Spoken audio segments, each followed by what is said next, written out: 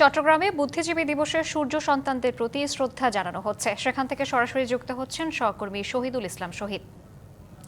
শহীদ জানাবেন, শহীদ বুদ্ধিজীবী দিবসে সাধারণ মানুষের প্রত্যাশা কি এবং কি বলছেন তারা?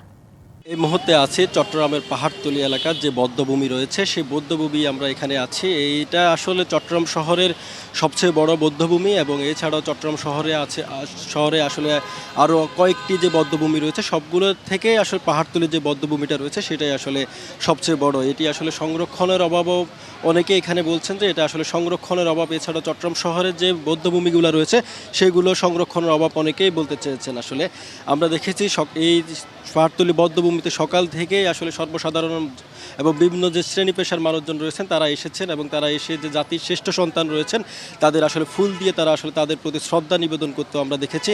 এছাড়াও এখানে চট্টগ্রাম যে সিটি কর্পোরেশনের পক্ষ থেকেও একটু পরে চট্টগ্রাম সিটি মেয়র সাদাত হোসেন এখানে আসবেন এবং এখানে এসে তিনি যে জাতির শ্রেষ্ঠ সন্তানগুলো রয়েছে তাদের আসলে তিনি শ্রদ্ধা নিবেদন করবেন। এছাড়াও আমরা স্বাধীনতার পরবর্তী সময়ে আসলে পাহাড়তলী এই এলাকায় আসলে প্রায় হাজার খানেকেরও উপরে যে মাথার খুলি পাওয়া যায় এবং মাথার খুলি পাওয়ার পরেই আসলে তৎকালীন সময়ে এই জায়গাটার নাম ছিল আসলে জল্লাদখানা হিসেবে পরিচিত। এই যে পাহাড়তলী বধ্যভূমি সেই বধ্যভূমি আসলে অনেকটাই আসলে সংরক্ষণের অভাব রয়েছে বলে আমাদের এখানকার যে যারা এসেছেন তারা আসলে বলছেন। এছাড়া চট্টগ্রাম শহরে যে বধ্যভূমিগুলো রয়েছে সেই বধ্যভূমিগুলো যাতে সংরক্ষণ করা হয় এবং সেই দায়িত্ব যাতে নেওয়া হয় সিটি কর্পোরেশনের পক্ষ থেকে, এমনটাই তারা বলছেন।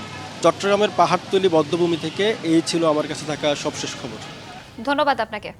নতুন এবং ফিরে আসা গ্রাহকদের জন্য নগদে চলছে ক্যাশব্যাক সহ প্রতিদিন হাজারো উপহার জেতার সুযোগ। হবে আশা আর ফেরা, সারপ্রাইজ সেরা।